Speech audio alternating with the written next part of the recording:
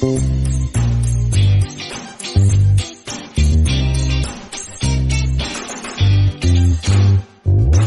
Friends, live education में आपका स्वागत और अभिनंदन है। मैं पांडे।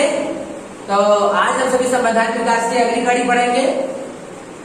हम सबने पढ़ा कि 1853 के एक्ट के बाद डलहौजी आए, उन्होंने अपनी हड़प नीति लागू की और इसी के कारण आगे चल के 1757 की क्रांति शुरू हुई।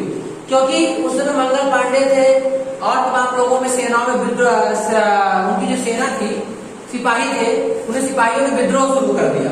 अब इस विद्रोह के दौरान जब पता चला वहां के सम्राट को, ब्रिटिश सम्राट को, तो ब्रिटिश सम्राट ने क्या किया, वहां ब्रिटिश सम्राट के द्वारा ब्रिटिश सम्राट कहे या ब्रिटिश संसद, दोनों एक ही चीज समझिएगा। ब्रिटिश संसद इसलिए कहेंगे क्योंकि जो संसद कहती थी वही वहां के सम्राट करते थे। तो उस समय ब्रिटिश संसद के में एक नियम कानून पारित किया जिसका नाम रखा गया act of the better government of India. इसे 1858 का भारत शासन अधिनियम के नाम से जाना जाता है। मैं बता दूं, इसको पारित करने से पहले वहां के तत्कालीन प्रधानमंत्री जो थे पावस्टन ने अपने एक विधेयक में बताया था कंपनी के कुशासन, असुविधाजनक, यहाँ के होने वाले असुविधाओं, भ्रष्टाचार के बारे में अपने विधेयक में बताया था। फिलहाल विधेयक पारित नहीं हुआ, बाद में की नीतियों को अपना करके एक्ट पारित किया गया। इस एक्ट के माध्यम से क्या किया गया, इस एक्ट के माध्यम से भारत से कंपनी को भारत से कंपनी के शासन को समाप्त कर दिया गया और अब डायरेक्ट ब्रिटिश संसद ने सारा कारोबार अपने हाथ में ले लिया। मतलब बोर्ड ऑफ कंट्रोल और बोर्ड ऑफ डायरेक्टर्स को भंग कर दिया गया। देखिए, पीस इंडिया एक्ट ने द्वैत शासन जो लाया था वो इसलिए लाई थी कि कंपनी पर नियंत्रण होगा, बोर्ड ऑफ कंट्रोल कंपनी पर नियंत्रण करेगा और वहां की जो गवर्नमेंट है वहां सही से, वहां की सरकार जो है एक जिम्मेदार सरकार बनेगी। लेकिन ऐसा कुछ हुआ नहीं, ये लोग कुछ कंट्रोल नहीं कर पाए, ना बोर्ड ऑफ डायरेक्टर कंट्रोल कर पाए, ना बोर्ड ऑफ कंट्रोल कुछ कंट्रोल कर पाया। और अंततः एक नियम निकल के आया कि कंपनी के शासन को समाप्त कर दिया गया और क्या किया गया, ब्रिटिश संसद के हाथों में सरकार दे दी, कारभार दे दिया गया। अब हम सभी भारत जो वासी थे, अब हम भारतवासी कंपनी के नहीं बल्कि हम ब्रिटिश सरकार के यानी ब्रिटिश सम्राट के जनता कहलाते हैं। और इसी एक्ट के माध्यम से क्या किया गया, एक नए पद का सृजन किया गया, भारत राज्य सचिव पद का सृजन किया गया। भारत राज्य सचिव की एक परिषद बनाई गई और उसमें 15 लोग थे। कितने लोग? 15 लोग थे। 15 लोगों में से 8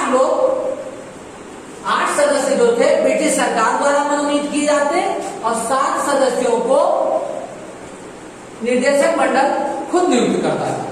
और इनमें में से 9 सदस्य ऐसे होने चाहिए थे कि जिनका कम से कम 10 वर्षों का भारत में रहने का अनुभव होना चाहिए। और इसकी जो परिषद थी, भारत राज्य सचिव की जो परिषद थी, इसे निगम कहा गया, निकाय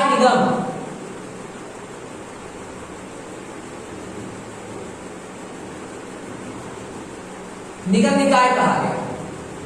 निगम निकाय कहा गया, यानी ये किसी के ऊपर वाद चला सकता था और इसके ऊपर भी कोई वाद चला सकता था। इसकी जो परिषद थी सलाहकारी परिषद थी, सलाहकारी परिषद, यानी ये क्या दे सकते थे,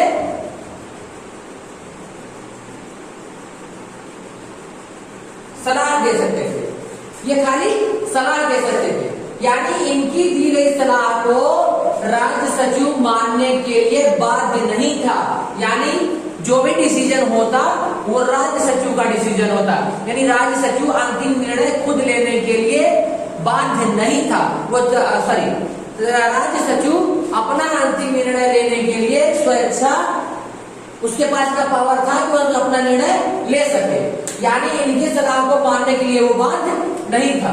इस अधिनियम के माध्यम से भारत के गवर्नर जनरल को वायसराय नाम दे दिया गया। अब भारत के जो गवर्नर जनरल थे उन्हें भारत गवर्नर जनरल ना कह करके अब उन्हें क्या कहा जाएगा, वायसराय कहा जाएगा।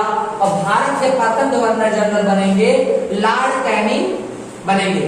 भारत, क्योंकि उस समय भारत के गवर्नर जनरल जो थे वो लॉर्ड कैनिंग थे, उन्हीं को उठा करके प्रथम वायसराय बना दिया गया। भारत का राज्य सचिव जो था वो मालगुजारी का लेखा प्रतिवर्ष संसद में पेश करेगा, संसद उसका छानबीन करेगी। उसके बाद जैसे आज भी आपने देखा होगा धन विधेयक है और सारे विधेयक है, उसको प्रतिवर्ष पेश किया जाता है। उसी प्रकार भारत का जो राज्य सचिव था वो मालगुजारी का लेखा जोखा प्रतिवर्ष संसद के सामने ले जाकर के पेश करेगा। और जो सबसे बड़ी बात हुई वो ये हुई, 1 नवंबर 1858 में ब्रिटिश महारानी की घोषणा हुई। ब्रिटिश महारानी एक घोषणा करती है, उस महारानी कौन है, महारानी विक्टोरिया। वो एक घोषणा करती है कि जो भारतीय प्रजा है आज से ब्रिटिश प्रजा हो जाएगी और इन पर ध्यान दिया जाएगा, इनके विकास के लिए ध्यान दिया जाएगा और लोक सेवा में इनमें भेदभाव नहीं किया जाएगा। मतलब ये हो गया कि जिस तरह ब्रिटिश प्रजा थी उसी तरह भारतीय प्रजा को भी माना जाएगा, इनमें कोई भेदभाव नहीं किया जाएगा। जो भी लोक सेवाएं होंगी, जो भी भर्तियां होंगी, जो भी सुविधाजनक जो भी सुविधाएं होंगी, उसमें कोई भेदभाव नहीं किया जाएगा। और तीसरी बात उन्होंने कही, भारतीयों के नैतिक, भौतिक और नैतिक प्रगति के लिए कार्य किया जाएगा। यानी जो भी कानून नियम बनेंगे वो भारतीयों के नैतिक और भौतिक गतिविधियों को आगे बढ़ाने के लिए बढ़ेंगे। ये इस एक्ट के माध्यम से अब आपको बता दें कि कंपनी के शासन का अंत हुआ और अब आज से इस एक्ट के माध्यम से अब डायरेक्ट ताज का शासन हुआ, यानी वहां के सम्राट का, ब्रिटिश सम्राट का शासन प्रारंभ हुआ भारत में। भारत अब धीरे धीरे एक्ट आता रहेगा और भारत में धीरे धीरे विकास होता है। लेकिन कंपनी के आने के बाद उनके कुशासन की वजह से हमें प्रेरणा मिली, लेकिन उसके बाद जब रानी विक्टोरिया ने ये एक्ट पारित किया तो उन्होंने विकास के लिए बहुत सारे कार्य किए, लॉ बहुत सारे लाए, बहुत सारे कानून बनाए और बहुत सारे क्या होता है न्याय सुविधा बढ़ाई, पढ़ने की लिखने की सुविधा बढ़ाई, प्रतियोगिता बढ़ाई, भेदभाव कम किया। तो इस माध्यम से, इस एक्ट के माध्यम से हम सभी अब आज के बाद, मतलब इस एक्ट के बाद हम सभी क्या कहलाएंगे, ब्रिटिश सम्राट के प्रजा कहलाएंगे। और विकास के लिए उन्होंने एक्ट लागू किया और इसी माध्यम से धीरे धीरे क्या हुआ, ईस्ट इंडिया कंपनी के शासन का अंत हुआ। 1858 के अधिनियम के बाद 1861 का भारतीय परिषद अधिनियम आया। इस अधिनियम के माध्यम से दो चीज तो भारतीयों को प्राप्त हो गई। देखिए भारतीयों को क्या प्राप्त हो गया, विधि बनाने के कार्यों में भारतीयों का सहयोग किया जाने लगा और साथ ही साथ भारतीय विधानसभाओं को विधि बनाने का अधिकार दे दिया गया। देखिए हम बताएं 1773 का जो रेगुलेटिंग एक्ट था या 1833 का एक्ट था, इन दोनों के माध्यम से भारत में केंद्रीयकरण का दिखाया गया। लेकिन जैसे ही प्रांतीय विधानसभाओं को विधि बनाने का अधिकार दे दिया गया, विकेंद्रीकरण का शुरुआत हो गया। और क्या किया गया, गवर्नर जनरल को अधिकार दे दिया गया, उनका थोड़ा सा अधिकार बढ़ा दिया गया, विस्तृत कर दिया गया कि अब गवर्नर जनरल जो है, यानी गवर्नर जनरल जब भी मैं कहूं समझ जाइएगा वो वायसराय की बात कर रहा, क्योंकि अब गवर्नर जनरल का क्या नाम हो गया है, वायसराय। तो गवर्नर जनरल के अधिकार को बढ़ा दिया गया, कहा गया कि वो नए प्रांतों का निर्माण कर सकते हैं भारत के गवर्नर जनरल यानी वायसराय, और प्रांतों का विभाजन कर सकते हैं। अगर प्रांत है तो उसको टुकड़ों में बांट सकते हैं, विभाजन कर सकते हैं, किसी प्रांत की सीमा का निर्धारण कर सकते हैं और अगर सीमा में परिवर्तन करने की जरूरत है तो परिवर्तन करने का भी अधिकार भारत के गवर्नर जनरल अथवा वायसराय को प्राप्त हो गया। और कहीं नहीं, नवनिर्मित प्रांत जो मतलब नए प्रांत जो निर्माण किए जाएंगे, नवनिर्मित प्रांतों में गवर्नर की नियुक्ति का भी अधिकार भारत के गवर्नर जनरल अथवा वायसराय को प्राप्त कर दिया गया। और उस समय भारत के गवर्नर जनरल यानी वायसराय कौन थे, लॉर्ड कैनिंग। लॉर्ड कैनिंग ने एक नीति प्रणाली निकाली, विभागीय प्रणाली का शुरुआत किया। पहली बार विभागीय प्रणाली शुरू हुई लॉर्ड कैनिंग के नेतृत्व में, और गवर्नर जनरल को अध्यादेश जारी करने का आदेश दे दिया गया। जैसे आज भी हमारे अगर मान लिया बाहर संसद हमारी इस समय भंग हो गई है या नहीं है बैठक में, और उस समय राष्ट्रपति अध्यादेश जारी करता है, सेम उसी प्रकार क्या करता था, गवर्नर जनरल को भी अध्यादेश जारी करने की शक्ति प्राप्त हो गई। लेकिन ये अध्यादेश मात्र 6 माह तक ही वैलिड होगा, उसके बाद ये समाप्त हो जाएगा, प्रभावहीन हो जाएगा। और बंबई और मद्रास की सरकार को व्यवस्थापिका का अधिकार दिया गया कि वहां आप व्यवस्था अपनी बनाने के लिए व्यवस्थापिका की स्थापना कीजिए और वहां विस्तृत कीजिए। साथ ही साथ केंद्रीय कार्यकारिणी में सदस्यों की संख्या बढ़ा दी गई। पहले क्या था, केंद्रीय कार्यकारिणी में 4 सदस्य थे, अब हो गए, 1 बढ़ गए, तो 4 1 5 हो गए। जो ये बढ़ा वो क्या था, जो एक बढ़ाया गया वो था विधि सदस्य। अगर इस बढ़ने वाले की बात की जाए तो ये विधि सदस्य था। और जिनमें में से जो 5 हो गए, 5 में से 3 प्रशासनिक रहते थे और 1 बैरिस्टर। देखिए पता है जो यहाँ का होता है लॉ करते हैं उन्हें क्या कहा जाता है, लॉयर। लेकिन वही जब ब्रिटिश में कोई का होता है LLB करता है या विधि छात्र होता है, विधि ज्ञान प्राप्त करता है, उसे बैरिस्टर कहा जाता है।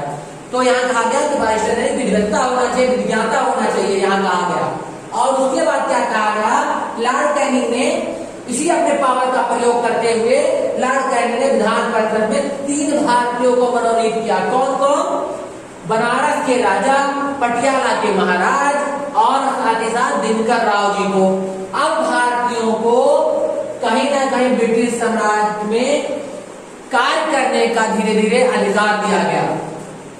अब हम भारतीयों को धीरे धीरे अधिकार दिया जाएगा समझने के लिए, विधि बनाने में इसलिए सहयोग देना पड़ रहा था क्योंकि भारतीय है तो भारत के बारे में ज्यादा जानेंगे, तो उनके जानने के अनुसार वो अपने प्रतिनिधित्व देंगे। यानी जैसे कहा गया कि पंजाब था, उस समय पंजाब था और बंगाल था, यहाँ भारतीयों की विधान परिषद में अपने प्रतिनिधित्व, भारतीय प्रतिनिधित्व को शामिल किया गया गैर सरकारी के रूप में कि ये अपना प्रतिनिधित्व दें, यानी वहाँ का आप जो भी प्रॉब्लम्स है, जो भी समस्याएं हैं, कैसे क्या किया जाए उसके बारे में यहाँ बताएं, सलाह दें, ये चीजें इसके लिए उनको नियुक्त किया गया।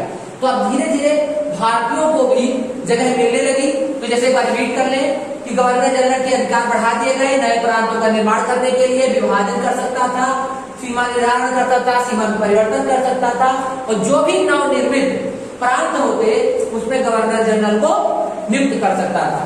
तो जब इस समय ये 1861 का एक्ट आया, उस समय गवर्नर जनरल थे लॉर्ड कैनिंग, जिन्होंने विभागीय प्रणाली शुरू की और गवर्नर जनरल को अध्यादेश जारी करने का इसी परिषद से, इसी एक्ट से अधिकार प्राप्त हुआ, जो कि मात्र 6 माह तक वैलिड रहता था। बंबई और मद्रास की सरकार को व्यवस्थापिका का अधिकार प्राप्त हो गया और केंद्रीय प्रणाली में केंद्रीय कार्यकारिणी में सदस्यों की संख्या बढ़ा दी गई। एक संख्या बढ़ गई, यानी पहले 4 थे 5 हो गए। तो जो एक बढ़ा वो विधि सदस्य था, इनमें 3 प्रशासनिक देखते थे और 2 में से एक क्या था, विधिक हो गया था। इनके 5 साल के भारत में रहने का क्या अनुभव होना चाहिए। और बात क्या कही, लॉर्ड कैनिंग ने विधान परिषद में 3 भारतीयों को मनोनीत किया। पहली बार ऐसा हुआ, बनारस के राजा और पटियाला के महाराज और दिनकर राव जी को। तो फ्रेंड्स, अब हम सभी 1861 के एक्ट को समझे और 1858 के एक्ट को समझे। अब हम सभी धीरे धीरे कंपनी के शासन से अंत हो गया, कंपनी का शासन का अंत हो गया। अब धीरे धीरे हम ब्रिटिश सम्राट के कार्य को समझ रहे हैं, उनके शासन को समझ रहे हैं। हम उम्मीद करते हैं कि फ्रेंड्स आपको ये दोनों एक्ट अच्छे से समझ में आया होगा।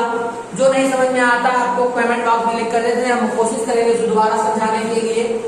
और देखिए, कोई भी एग्जाम अगर आपको देना है तो उसके लिए रटने से ज्यादा समझना जरूरी है। अब मैं हर कोशिश कर रहा हूं अपने हर वीडियो में कि आपको अधिक से अधिक समझाने का, रटाने का नहीं, समझाने का, स्टोरी के रूप में तय समझने का प्रयास करेंगे तो माइंड में बैठता जाएगा। इतना आसान तो कुछ नहीं होता।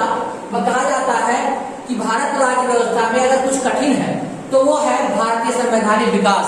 लेकिन मैं कोशिश करूंगा कि आपको अच्छे से समझ में आए कि आपके हर एग्जाम में कोई क्वेश्चन कहीं से भी छूटने ना पाए। ठीक है, थैंक यू, धन्यवाद।